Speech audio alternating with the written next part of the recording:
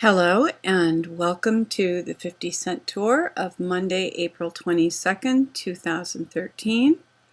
Please find a seat on the Liberty Bus and we will begin our tour for the day. I want to begin by focusing a little on CISPA because this is very significant news. A lot of what we have been able to learn about Boston came through the internet, and if the internet is shut down, it's going to, or tightly controlled, number one, it's going to make it a lot more difficult for people like us to transmit information. Number two, one of the great things about the internet at the outset, I had a website I think in 1994, 95, and one of the amazing things at that time was that there was a level playing field. Anybody could have a website, anybody could offer anything for sale and compete with some of the big established companies. Now, because of how web design has progressed, and mostly because of how Google has edged people out through high ticket advertising, there's not such a level playing field, but it's still, you can still put your stuff out there on the web, and it's possible for you to compete. If you have a good product, you can compete. You can offer it on the web, and people can find it. You do a little marketing, a little promotion, get yourself some spots on some, some interviews on some radio programs, and you have a chance to get your stuff out, your things out there. Now, if we lose CISPA, we lose an incredible amount of liberty and potential for communication that we now have.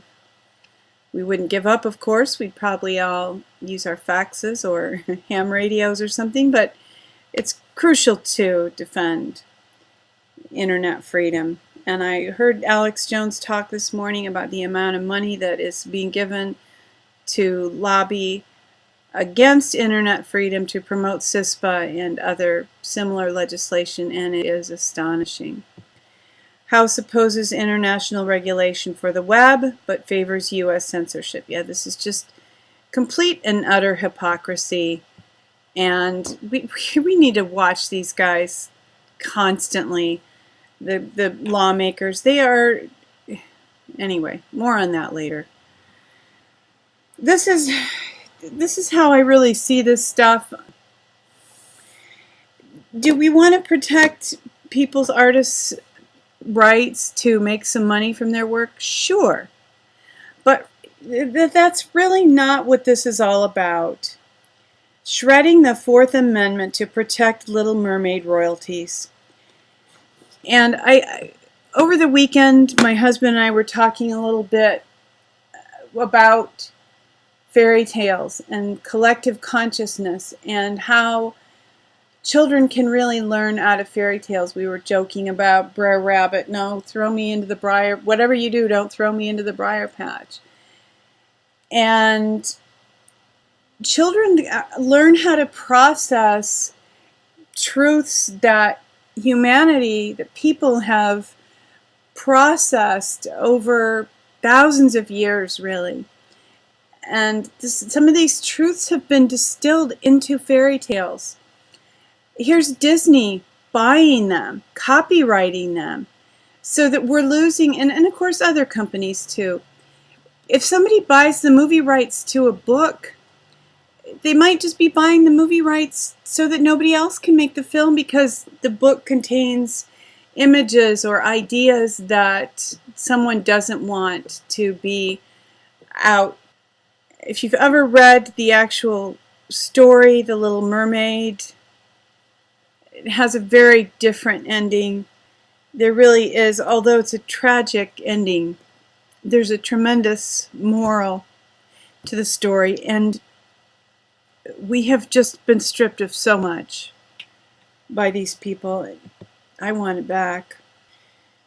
And Benjamin Fulford 3 more major terrorist incidents threatened after Boston and Texas.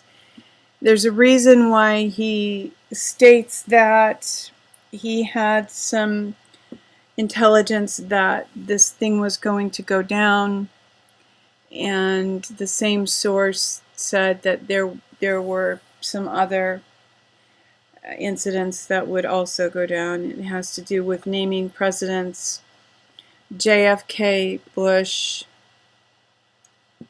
Clinton, and another one potentially that wasn't named. But the JFK was the JFK Library. The Bush, supposedly the fertilizer plant, was very close to the Bush Ranch, and there's even speculation that I've seen this morning that the Bush Ranch was the actual target for the missile that struck the fertilizer plant. But what I really want to, and I'll give a little more information on that in just a minute, but I would like to highlight here that Fulford wrote that he believes that justice in this country has been so skewed that relief from the cabal will not come through the court system. He believes that we need a military solution. I sincerely hope he is wrong, although I think we all need to be somewhat open to that possibility, because these guys just are simply not listening to us anymore. I mean, CISPA, they sell their votes. When you see the figures of how much money those lobbies, those anti-internet freedom lobbies have, you will be stunned.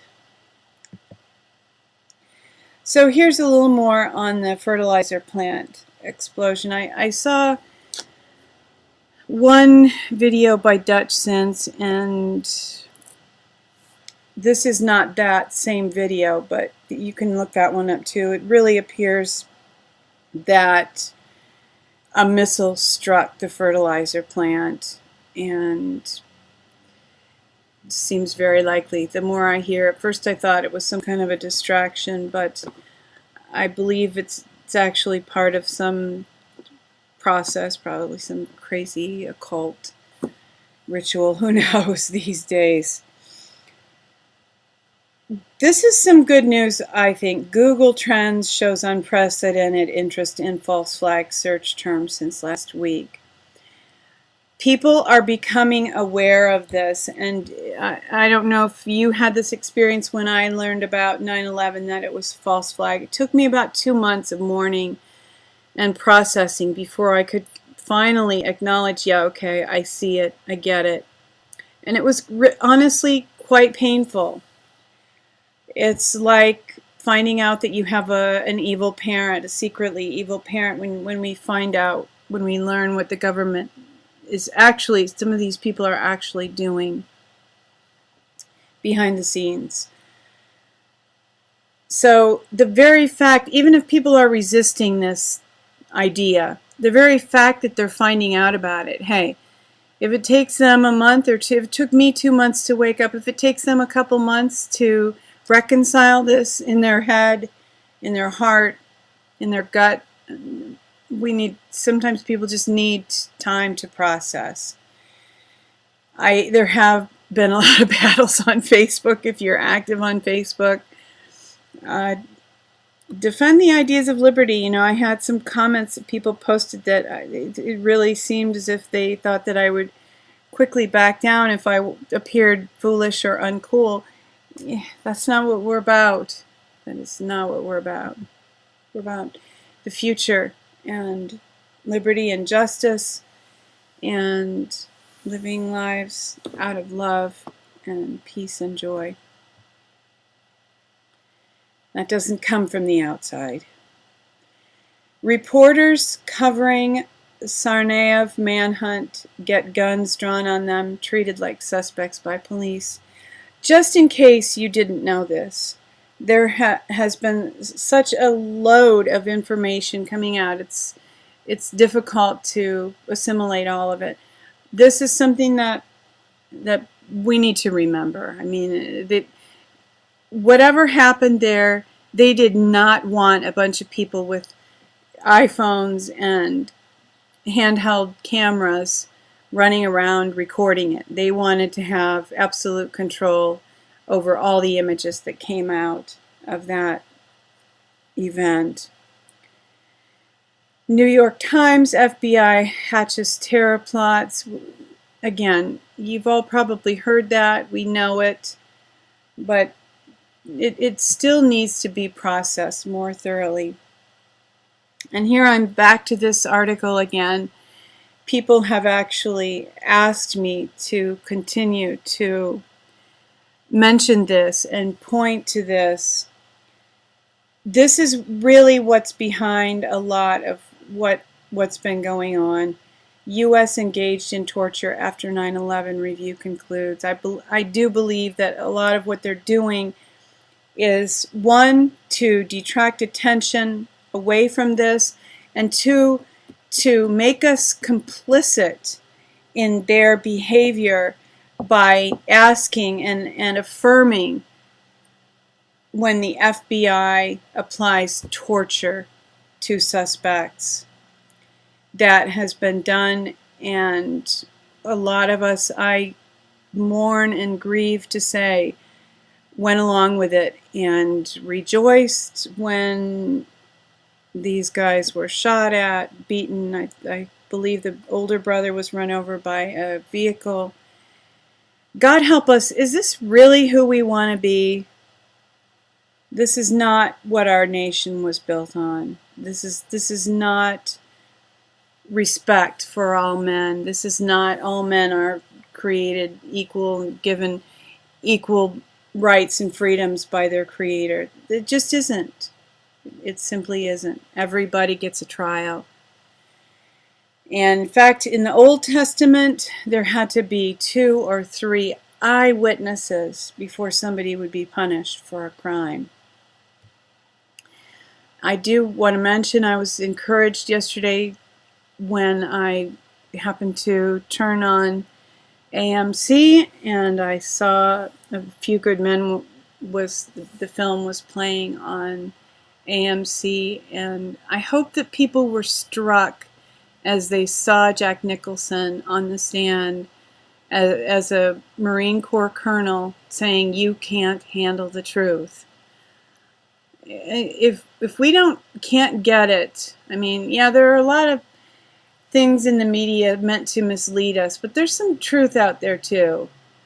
And that film shows that there are people in positions of power and authority who really believe that the average American is not able to have the mental capacity to properly process information.